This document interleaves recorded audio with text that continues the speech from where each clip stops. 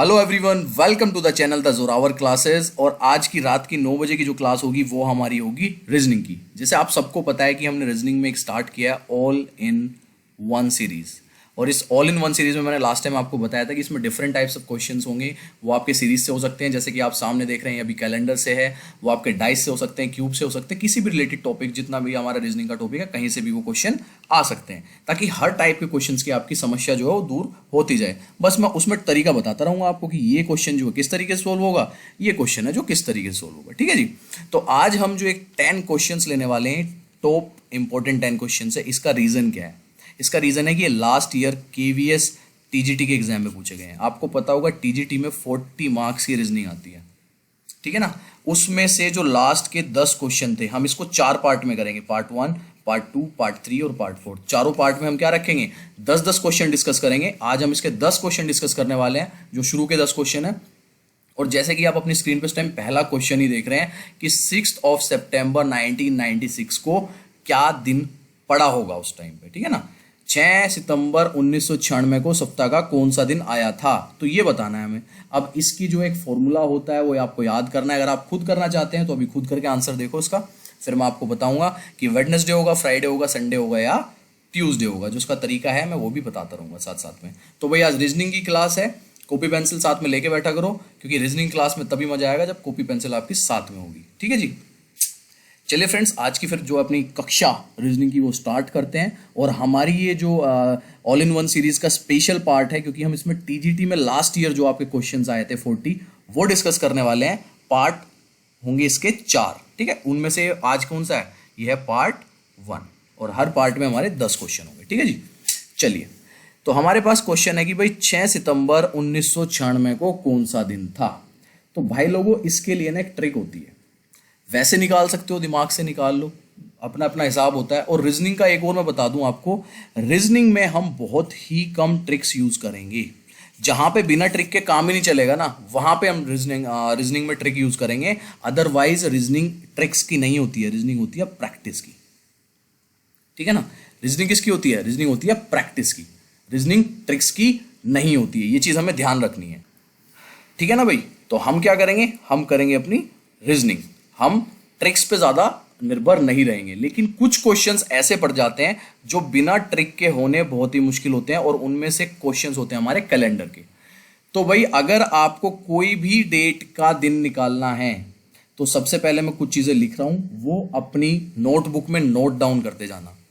जनवरी, कुछ मंथ्स के लिए कोड दिए हुए हैं। जनवरी के लिए 1 होता है, फेब के लिए आपका 4 होता है, उसके बाद मार्च के लिए 4 होता है, अप्रैल के लिए 0 होता है, मई के लिए होता है आपका 2, जून के लिए होता है आपका 5, जुलाई के लिए होता है आपका 0, उसके बाद अगस्त के लिए होता है आपका 3, सितंबर के लिए होता है आपका 6, उसके बाद अक्टूबर के लिए होता है 1, नवंबर के लिए होता है आपका 4 एंड दिसंबर के लिए होता है 6। तो भाई ये रटने पड़ेंगे आपको, ये जो कोड लिखे हैं ना मैंने मंथ वाइज, ये आपको रटने पड़ेंगे पहली चीज। अब आपको पता होगा एक होता है लीप ईयर और एक होता है और होते हैं non leap year. Leap year होते हैं जो हमारे 4 से डिवाइड होते हैं, जो 4 साल में आते हैं, जैसे 2000 हो गया, 2004 हो गया, है ना। जो भी हमारे एग्जैक्ट 4 से डिवाइड हो जाएंगे वो क्या कहलाएंगे, लीप ईयर। लीप ईयर में क्या होता है, 29 तक होती है फरवरी की डेट, तो उसमें 366 डेज होते हैं, ना कि 365। नॉर्मल कितने होते हैं, 365 होते हैं। लीप ईयर में कितने हो जाते हैं, 366। क्यों? क्योंकि फरवरी जो है 28 से बढ़ के कहाँ चली जाती है, 29 चली जाती है, और ये हर 4 साल में आता है। तो सिंपल सी ये चीज ध्यान रखनी है कि ये जो कोड मैंने यहाँ पे आपके लिखे हैं साइड में, ये रट लो, लिख लो इन्हें। और यही चीज अगर नॉन, ये वाले जो नंबर हैं ये अब फॉलो करेंगे आपके नॉन लीप ईयर जो हैं। और लीप ईयर में सिर्फ 2 चेंजेस हैं कि जनवरी तो नॉन लीप ईयर में हो जाती है 0, और फरवरी नॉन लीप ईयर में हो जाती है 3, एक कम दोनों में, और बाकी सेम रहते हैं। मार्च 4 रहेगा, अप्रैल 0 रहेगा, मई, और सब कुछ सेम रहेगा। जनवरी का कोड 0 हो जाएगा, किसमें, लीप ईयर में, जो 4 से डिवाइड हो जाता है, और फरवरी का कोड 3 रहेगा। तो भैया ये चीज जो है बहुत ध्यान से आपको चलनी है। उसके बाद कोड आते हैं आपके वीक के, जैसे संडे का कोड होता है 1, मंडे का कोड होता है आपका 2, उसके बाद ट्यूसडे का कोड है 3, वेडनेसडे है आपका 4, ठीक है, ये भी बहुत जरूरी है। थर्सडे का है आपका 5, उसके बाद फ्राइडे है आपका 6 और सैटरडे का है आपका 0। ठीक है, ये चीज ध्यान रखनी है। ये दो चीजें बहुत इंपॉर्टेंट हैं, ये दोनों कोड जो हैं इस तरह के क्वेश्चंस निकालने के लिए बहुत इंपॉर्टेंट अपने आप में, तो इनको रटना है, याद करना है। ठीक है जी। उसके बाद हमारी कुछ सेंचुरी कोड आते हैं, ठीक है ना, सेंचुरी कोड होते हैं। वो सेंचुरी कोड मैं कह रहा हूं कि चलो 1600 से स्टार्ट कर लेते हैं। 1600 का सेंचुरी कोड है हमारा 6, उसके बाद 1700 का हमारा सेंचुरी कोड है 4, 1800 का सेंचुरी कोड है हमारा 2, 1900 का सेंचुरी कोड है हमारा 0, 2000 का सेंचुरी कोड है हमारा 6, उसके बाद 2100 अगर आगे का फ्यूचर का पूछ लें तो उसका है 4, 2200 का सेंचुरी कोड है आपका 2 और 2300 का सेंचुरी कोड है आपका 0। क्वेश्चन इन्हीं में से बन जाएंगे, इन्हीं सेंचुरीज में से बन जाएंगे, इससे ज़्यादा नहीं पूछेंगे। इतना काम हो गया जी अपना, सिंपल सा हो गया। हमें एक चीज़ और पता है कि भाई अगर मैं पूछूं आपसे सिंपल सी बात एक कि एक लीप ईयर जो होता है वो कब पड़ता है, 4 साल में पड़ता है। ठीक है, तो 2 लीप ईयर 8 साल में पड़ेंगे, सही है ना। 3 लीप ईयर 12 साल में पड़ेंगे। अगर मैं ऐसे ही पूछूं कि 24 लीप ईयर कितने साल में पड़ेंगे तो आपको होंगे 96 में पड़ेंगे। तो ये चीज़ भी हमें ध्यान रखनी है कि 4 साल में हमारा एक लीप ईयर पड़ता है। उसके साथ साथ मैं एक चीज़ बता दूं आपको कि 1 से लेके 100 के बीच में 24 लीप ईयर पड़ते हैं, 1 से 100 साल के बीच में। 101 से लेके 200 के बीच में हमारे 24 पड़ते हैं। इसी तरीके से 201 से लेके 300 के बीच में हमारे 24 पड़ते हैं। लेकिन जब बात करते हैं हम 301 से लेके 400 तो इसमें हमारे पड़ते हैं 25 लीप ईयर। यहां ये एक्सेप्शन आ जाता है। क्यों? क्योंकि 400 जो है वो पूरा डिविजिबल होता है किससे, 4 से, तो यहां पे एक एक्स्ट्रा बढ़ जाता है। ठीक है ना, ये चीज ध्यान रखनी है। तो यहां पे एक एक्स्ट्रा बढ़ गया, तो 301 से 400 के बीच में कितने लीप ईयर हुए, 25, बाकी सब में 24 है। क्लियर है जी ये चीज। चलो अब आ जाओ इस डेट पे, हमने सारी चीजें कर ली, अब डेट पे आ जाओ सिंपल। 6 सितंबर 1996। तो अगर 6 सितंबर है तो 6 सितंबर की डेट ले लो, 6 ले ली हमने, सिंपल सी। ठीक है, उसके बाद सितंबर लिखा है, सितंबर का कोड ले लो, सितंबर का कोड ये रहा 6 है जी, सितंबर का कोड +6 कर लो, सिंपल है जी। उसके बाद सेंचुरी का कोड ले लो, सेंचुरी क्या 1900, 1900 सेंचुरी का क्या है जी, 0 है, 0 ले लो यहाँ पे। ठीक है, उसके बाद आप सन ले लो, ये कौन सा है, सेंचुरी तो ले ली, सेंचुरी के बाद सन कितना चल रहा है 96, 96 ले लो यहाँ पे। और लास्ट में हमें जोड़ना है कि 96 ईयर्स में उस कितने लीप ईयर आएंगे, तो 96 में आएंगे आपके 24, डिवाइड करके देख लेना 4 से, 24 आपका आंसर आएगा। तो 24 हमें और जोड़ना है इसमें। अब ये सारा जुड़ के जो आएगा आपको सम लिखना है यहाँ पे, 6 + 6 12, 12 24 36, और जब 36 को आप इसमें जोड़ोगे तो ये आ जाएगा आपका 132। सिंपल सा 132 को 7 से डिवाइड कर दो, ये 7 पे गया, 1 गया, ये बढ़ गया 6 बार 56, ये आ गया 16, मतलब 6 आ गया, ये 16 कह रहा हूं मैं। ठीक है ना, देखो फिर से करते हैं, 132 आ गया था हमारे पास, 132 को हमें 7 से डिवाइड करना है, 132 डिवाइडेड बाय 7, तो ये 7 पे चलेगा, यहाँ कितना आएगा, यहाँ आएगा 6 बच जाएगा, और ये 2 आ जाएगा यहाँ पे, फिर से 7 से काटेंगे तो 56 पे कटेगा। ठीक है ना, तो 56 पे बट के कितना बचा हमारा, 6 आ गया हमारा रिमाइंडर। तो जो हमारा रिमाइंडर आ गया, 6 रिमाइंडर आया ना यहाँ पे, जो हमारा रिमाइंडर आ गया वो आंसर हो जाएगा। 6 का देख लो क्या है, 6 का है फ्राइडे, तो फ्राइडे का आंसर है। भाई इसकी प्रैक्टिस करनी पड़ेगी, और प्रैक्टिस क्या होगी कि आपको सेंचुरीज याद रहनी चाहिए, आपको डेज याद रहनी चाहिए, संडे मंडे इसमें कोई प्रॉब्लम नहीं। थोड़ी सी प्रॉब्लम किसमें होगी, जब जनवरी का 1, फरवरी का 4, ये आपको ध्यान रखना है, दैट्स इट, इससे ज्यादा कुछ नहीं है। तो सिंपल सा, उसके बाद आपको डेट के बाद मंथ का क्या आपका नंबर पड़ रहा है, सेंचुरी का क्या नंबर पड़ रहा है, उसके बाद आपका सन क्या है, और उस सन में कितने लीप ईयर आते हैं, सबको प्लस करके 7 से डिवाइड कर दो। जितना रिमाइंडर आएगा आपका वो आपका डे हो जाएगा। अगर 0 रिमाइंडर आता है तो सैटरडे, 1 रिमाइंडर आता है संडे, मंडे, इस तरीके से। तो इसका जो आंसर है वो आपका फ्राइडे हो जाएगा। इसी तरीके से कितने भी क्वेश्चन करके देख लेना। बात क्लियर हुई जी। पहला क्वेश्चन था, टाइम जरूर लगा है लेकिन बहुत अच्छा क्वेश्चन था, तो इसको अपने हिसाब से जरूर लिख लेना। ठीक है ना, ये सारी चीजें मैं मिटा देता हूं आपकी, ताकि आप जो है आपको सिर्फ ये रखे मिले। और सिंपल सा इसका स्क्रीनशॉट ले लो चाहे, और एक दिन अपन क्या करेंगे ना, एक दिन हम लोग इस पे ही वीडियो बना लेंगे कैलेंडर पे। ठीक है ना, तो कैलेंडर पे प्रॉपर एक वीडियो होगी। अभी तो क्वेश्चन आया है तो मैं समझा रहा हूं आपको, यहाँ पे एक प्रॉपर वीडियो हम कैलेंडर पे लेंगे जिसमें आपको ये सारी चीजें मैं समझा दूंगा। ठीक है जी, चलिए नेक्स्ट क्वेश्चन पे चलिए। क्वेश्चन नंबर 2, ये टीजीटी में आए हुए हैं, आपके टीजीटी एग्जाम में आए हैं question. Question number second, a statement is given followed by 4 conclusions as alternatives without resolving anything yourself, choose the conclusion which is logically follows from the given statement. ठीक है भाई, तो कथन क्या है, हमारा स्टेटमेंट क्या है कि mostly toys in that shop are expensive, कि जितने मोस्टली जो टॉयज हैं यहाँ पे वो एक्सपेंसिव हैं। तो पहला देख लेते हैं कंक्लूजन इसको फॉलो करती है कि नहीं करती है। Only Japanese toys are in that shop expensive, नहीं जी, ऐसा तो कहीं नहीं लिखा, जापान के बारे में तो कहीं बात नहीं हुई है इसमें स्टेटमेंट में, तो गलत होगी ये चीज। There are cheap toys also in that shop, हाँ मोस्टली टॉयज जो हैं वो एक्सपेंसिव हैं, तो कुछ बचे हुए टॉयज हैं, जो कुछ बचे हुए टॉयज हैं वो आपके चीप भी हो सकते हैं, तो ये बात तो समझ आती है, तो ये सही हो सकता है, इसको होल्ड पे रखते हैं। ठीक है जी, नेक्स्ट पे आते हैं।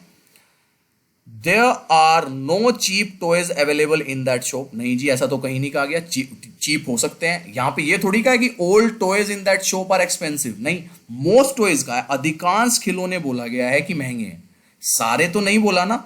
तो अगर सारे बोलते तो तभी तो होता है कि कोई भी जो है टॉय वो चीप नहीं है, कोई भी टॉय जो है वो सस्ता नहीं है, बात सही है ना।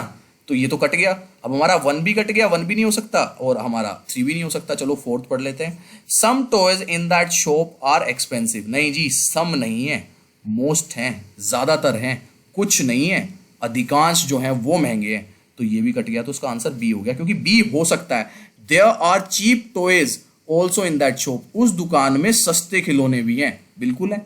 अब वो चाहे 100 में से 2 हों, 2 सस्ते खिलौने हो, लेकिन हैं। तो बात समझ आई जी किस तरीके से हमने काटा है, क्लियर हुई बात। चलो जी, ये हो गए अपने 2 क्वेश्चन। क्वेश्चन नंबर लेते हैं तीसरा। देखो इस तरीके के क्वेश्चन आपके कहाँ आए हुए हैं, टीजीटी वाले एग्जाम में, और सेम रीजनिंग रहती है हमारी, टीजीटी और पीआरटी अलग नहीं होती है, सेम रीजनिंग रहती है। तो पीआरटी वालों को भी अच्छे से करनी है चीजें और टीजीटी वालों को भी, ये कहीं से कहीं भी आ सकता है क्वेश्चन। ठीक है जी, क्वेश्चन नंबर लेते हैं अपना 3। Ravi and Mohan are good in hockey and volleyball. तो भाई सिंपल सा लिख लेते हैं, यहाँ पे जगह नहीं है यार, ये सारा बढ़ जाता है, कि रवि एंड मोहन जो हैं उनको क्या पसंद है, उनको पसंद है हॉकी और वॉलीबॉल। ठीक है, मान ली बात, सही है। उसके बाद Sachin and Ravi are good in cricket and baseball, Sachin and Ravi are good in cricket and baseball. ठीक है जी, ये बात भी मान ली इनकी। उसके बाद कहते हैं Mohan and Gaurav are good in hockey and volleyball, कि Mohan and Gaurav are good in hockey and volleyball. ठीक है, हॉकी एंड वॉलीबॉल। उसके बाद बोलते हैं कि 3 लोग, सचिन, गौरव और Michael are good in football and baseball. Sachin, उसके बाद आपका Gaurav and Michael are good in football and baseball. Simple है, चारों मैंने यहाँ पे लिख लिया, अपने जगह नहीं थी इसलिए अलग अलग जगह लिखे हैं, ध्यान रखना। ये यहाँ पे चारों अंडरलाइन कर दिए मैंने। उसके बाद पूछते हैं ये who are good in hockey and volleyball, कि हॉकी और वॉलीबॉल में कौन कौन अच्छे हैं। तो सिंपल सा देख लो, हॉकी कहाँ पे है, हॉकी यहाँ है। तो हॉकी में एक तो हमारे मोहन हो गए और गौरव हो गए। ठीक है जी, हॉकी में, क्योंकि हॉकी पूछा, और हॉकी कहाँ है, और हॉकी है कहीं, हाँ हॉकी यहाँ पे भी है। तो यहाँ पे जो है हमारा रवि भी अच्छे हैं, मोहन तो पहले लिख चुका हूँ मैं क्योंकि मोहन थे, लेकिन रवि भी अच्छे हैं, रवि भी लिख लिया। उसके बाद आते हैं हम वॉलीबॉल पे। तो वॉलीबॉल में कौन अच्छे हैं, मोहन और गौरव अच्छे हैं, मोहन और गौरव हम लिख चुके हैं। बाकी कहाँ है वॉलीबॉल, वॉलीबॉल यहाँ है, मोहन एंड रवि, मोहन और रवि भी आ चुके हैं, यहाँ पे दोनों आ चुके हैं। बाकी है कहीं नहीं, यहाँ फुटबॉल और बेसबॉल है, या और कहीं नहीं है। ठीक है, तो हमारे जो 3 बंदे हैं, मोहन, गौरव और रवि, ये अच्छे हैं वॉलीबॉल और हॉकी में। तो रवि, मोहन एंड गौरव 20 का ऑप्शन हो जाएगा। कोई समस्या है जी इसमें? सिंपल सी चीजें देखनी है कि भाई कहाँ पे हैं वो, और इसी तरीके से रीजनिंग के क्वेश्चन होते हैं।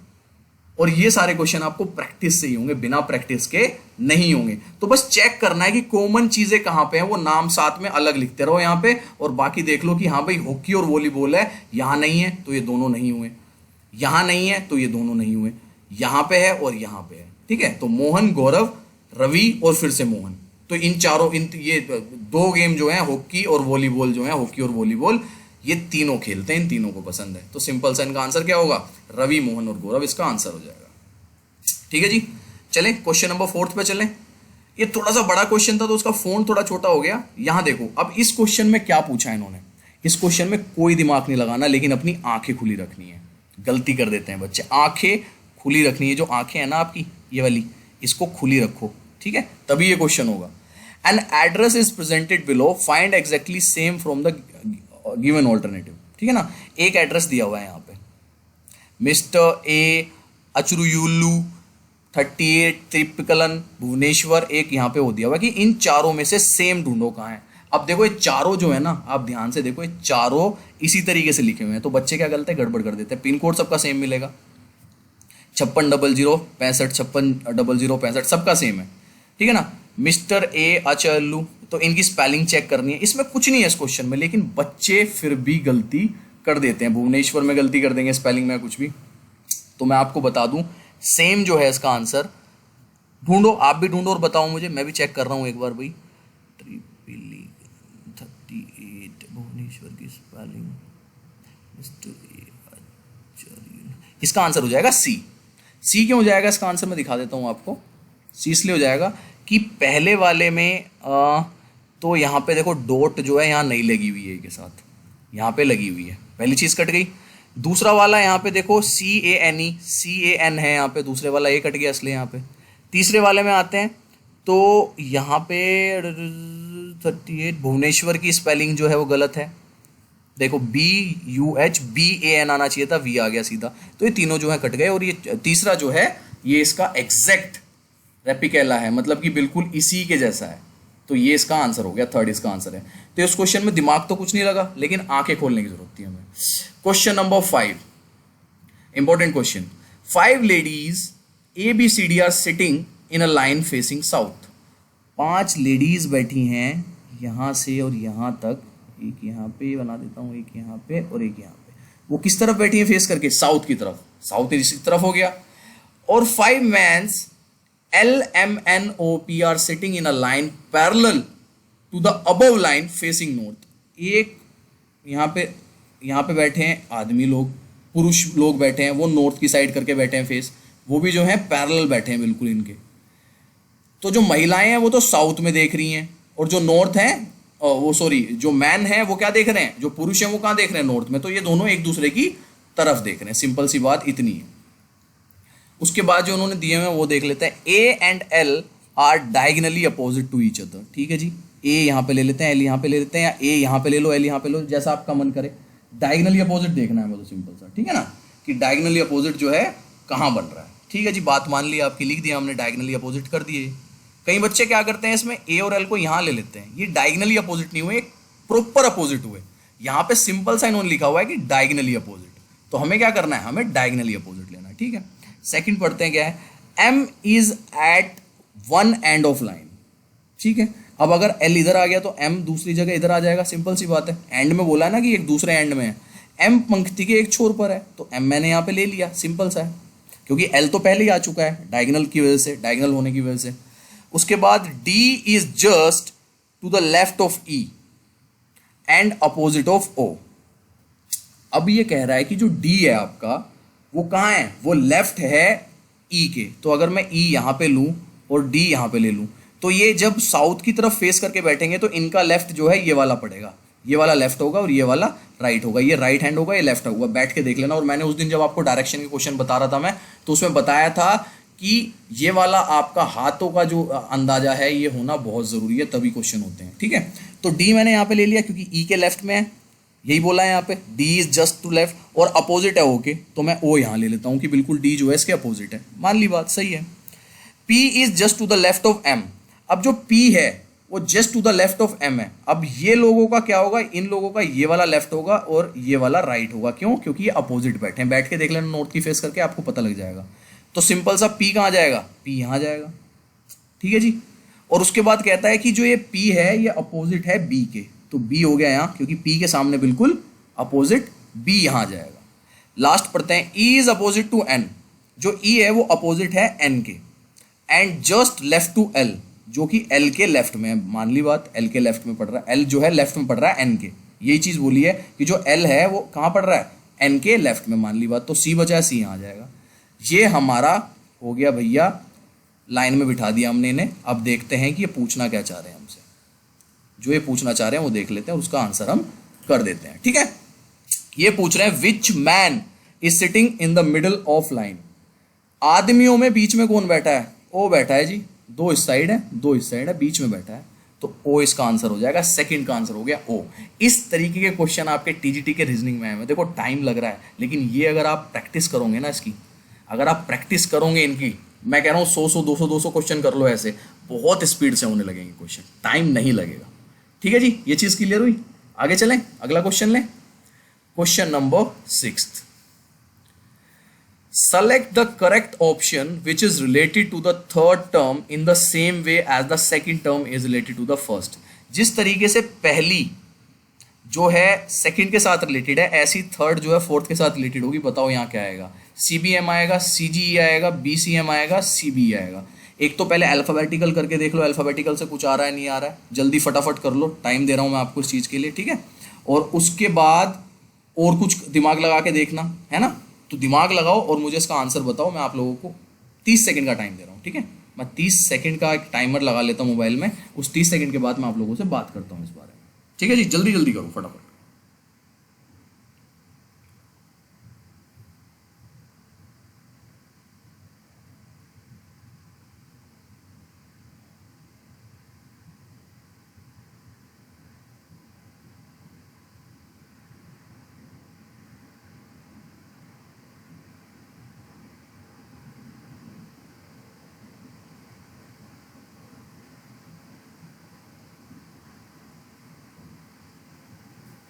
हाँ जी, हुआ कुछ? बनी बात? नहीं बनी?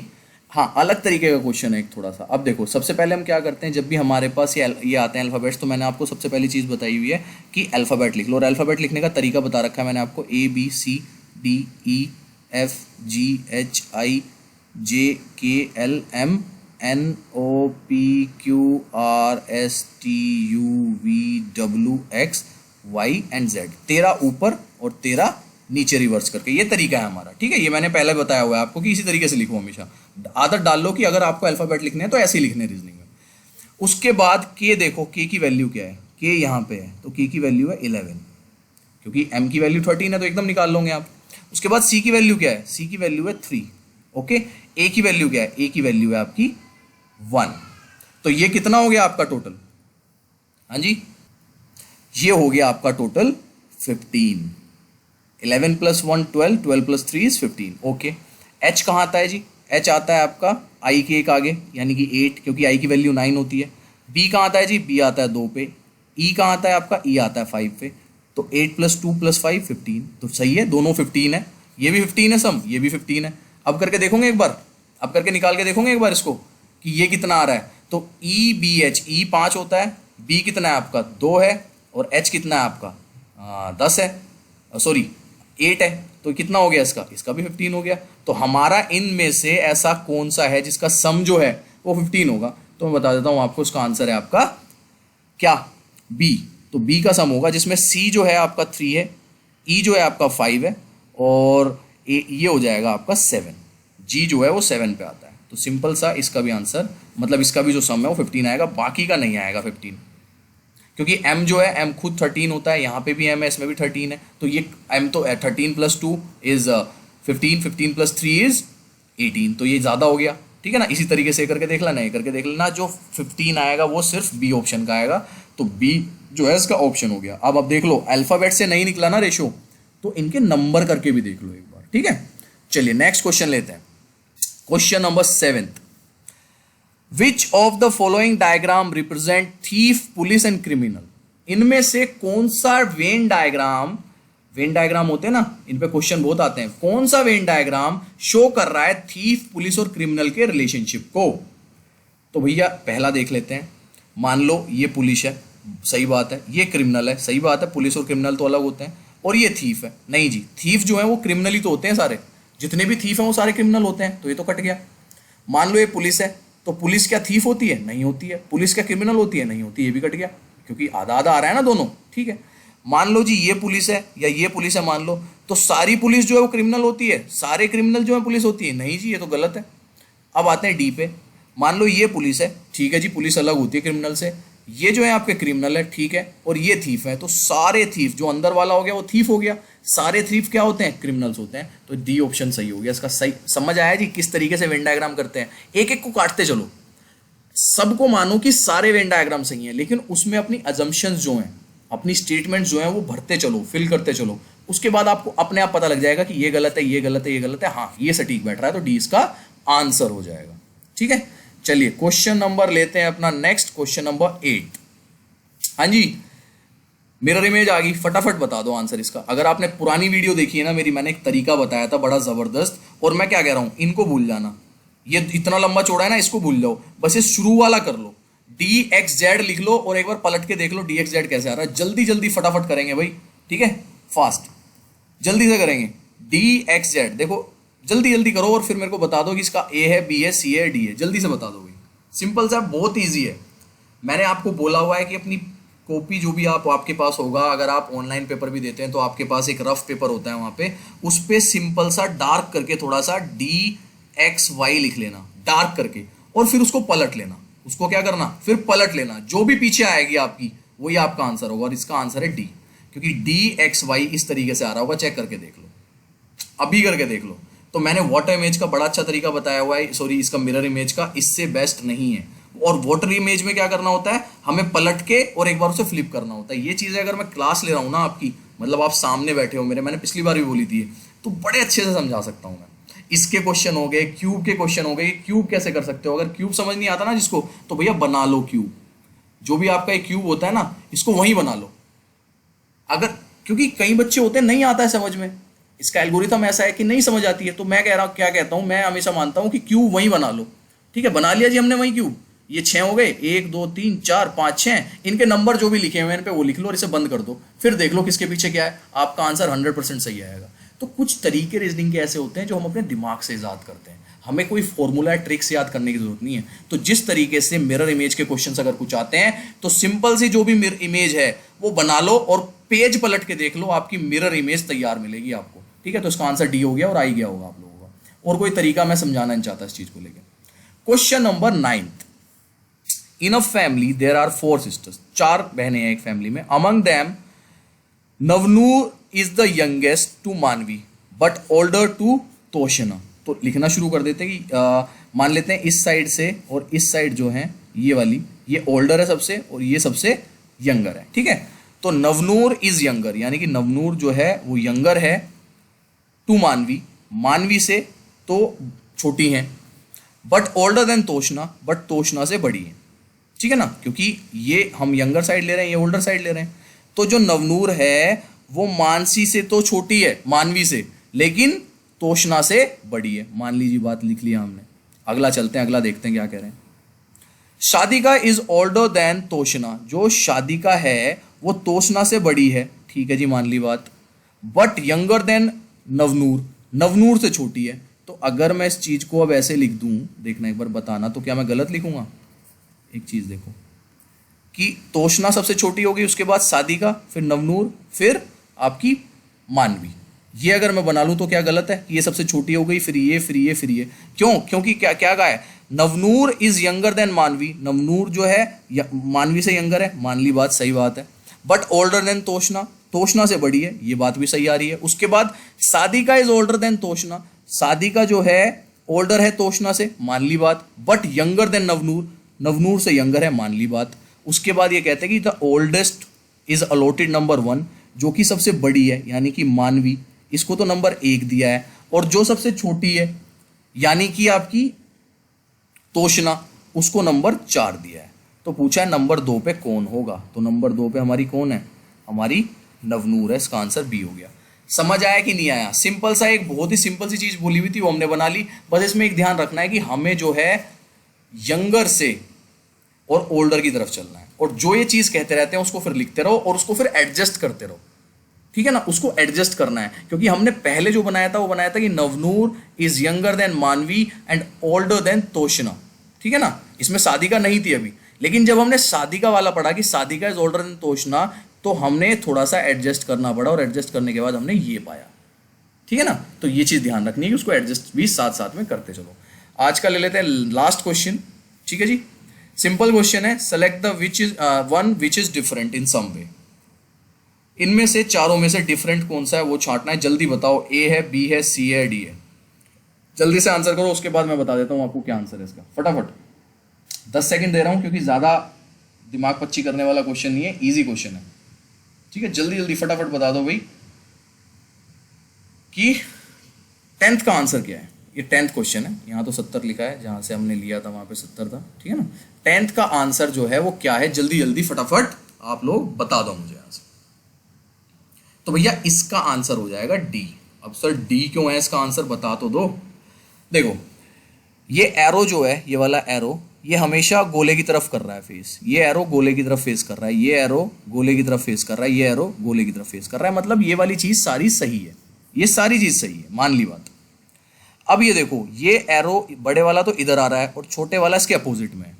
बड़े वाला इधर जा रहा है, छोटे वाला इसके अपोजिट में, दिख रहा है ना ध्यान से। ये इधर आया बड़े वाला, लेकिन छोटे वाला इसके अपोजिट में है। ये बड़े वाला इधर आया, लेकिन छोटे वाला इसके अपोजिट में है। ये बड़े वाला इधर गया, छोटे वाला इसके अपोजिट में है। अब बड़े वाला इधर गया, छोटे वाला भी इधर जा रहा है। ये जाना चाहिए था इसके अपोजिट में, तब सही होता। तो डी इसका आंसर हो गया, क्योंकि ये जो है डिफरेंट है इन सम वे। तो डी इसका आंसर। 10 में से 10 नंबर लाना कोई मुश्किल नहीं था। चलो मैं कह रहा हूँ एक आधा क्वेश्चन टफ पड़ गया हो आपके पास, वो अल्फाबेट वाला नहीं हुआ होगा, दिमाग में नहीं आया होगा। और तो कोई क्वेश्चन नहीं था ऐसा। कैलेंडर वाला मैंने थीम बताई थी आपको, कितने तरीके से बताई है। उसके बाद अगर लाइफ में आपका कैलेंडर क्वेश्चन गलत हो जाए, लेकिन अगर उसको समझोगे, दोबारा देखो जाके, वो सारी चीज़ नोट करो। इसीलिए तो कहता हूँ नोट्स बहुत ज़रूरी है। एक मैंने आपको ऐसे क्यूब के नोट्स दिए थे, क्यूब का बताया था कि क्यूब को निकालने का क्या तरीका होता है, कि भाई ये रंगे हुए हैं, ये नहीं रंगे हुए, 2 मुंह रंगे हुए कितने हैं, 4 मुंह रंगे हुए कितने हैं, एक भी मुंह रंगा हुआ नहीं है। तो वो क्यूब के क्वेश्चन थे। मैं अलग से क्यूब पे वीडियो बनाऊंगा, मैं अलग से कैलेंडर पे वीडियो बनाऊंगा, वो रीजनिंग की अलग वीडियोज होंगी जब आएंगी। लेकिन इस टाइप के क्वेश्चनों से हमें फायदा क्या है कि ये एक तो लास्ट ईयर आए हुए हैं केवीएस में, तो हमारी प्रैक्टिस हो रही है उन क्वेश्चंस की जो आ चुके हैं एग्जाम में, आगे आने वाले टाइम में भी आ सकते हैं। दूसरा, हमें जो है डिफरेंट टाइप्स के क्वेश्चन मिलते हैं, तो हमारा जो है ना वो इंटरेस्ट बना रहता है। ठीक है जी, that's all for today's reasoning class. कल आपकी जहाँ तक है कंप्यूटर की क्लास रहेगी रात को 9 बजे मेरे साथ। तो अपना ईवीएस की हो चुकी है, रीजनिंग हो चुकी है, कंप्यूटर, करंट अफेयर्स आपकी चलती रहती है रात को 11 बजे। पैक जो कह सकता हूँ कि पैक चल रहा है पूरा, 2-3 दिन से 6 क्लासें आ रही हैं, लेकिन व्यूज़ नहीं आते।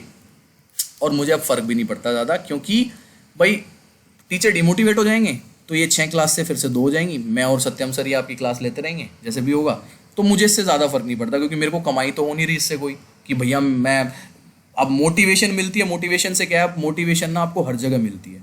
यही मोटिवेशन आपको क्लास में भी मिलती है, जब आपका बच्चा अच्छा करता है। ठीक है ना, क्लास में पढ़ा रहा हूँ बच्चे को, अगर वो अच्छा करे ना भी करे, मेरे को तो सैलरी मिल रही है ना, लेकिन जब वो अच्छा करता है तो मेरा मन करता है उसके लिए और अच्छा करने का, कि और अच्छा कंटेंट प्रोवाइड करूं। तो अगर हमारे पास व्यूज़ अच्छे होंगे तो हमें मोटिवेशन मिलेगी, व्यूज़ अच्छे नहीं होंगे तो हम डिमोटिवेट हो जाएंगे। क्या पता आगे जाके थोड़े टाइम में चैनल बंद भी हो जाए। मोटिवेशन का ही तो खेल है सारा।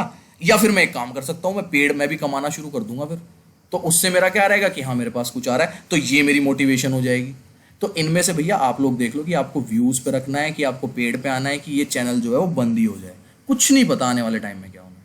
ठीक है, तो जितने लोग देख रहे हैं भाई उतने करते रहो जितनी हमसे कोशिश हो रही है। शायद 1 अक्टूबर चल रहा है ना, 1 नवंबर से शायद स्कूल भी खुल जाएंगे, तो उसके बाद तो ये 6 क्लासें आनी बहुत मुश्किल हो जाएंगी वैसे भी। बट स्टिल मैं पूरी कोशिश करूंगा कि ऐसे ही चलती रहे आपका, जब तक केवीएस का एग्जाम नहीं होता है। ठीक है जी, चले, that's all for today. Bye everyone, take care. और अब आपकी रात को 11 बजे की आपकी करंट अफेयर्स की क्लास रहेगी, वो देख लेना सब। ठीक है, चलिए बाय, टेक केयर एवरीवन।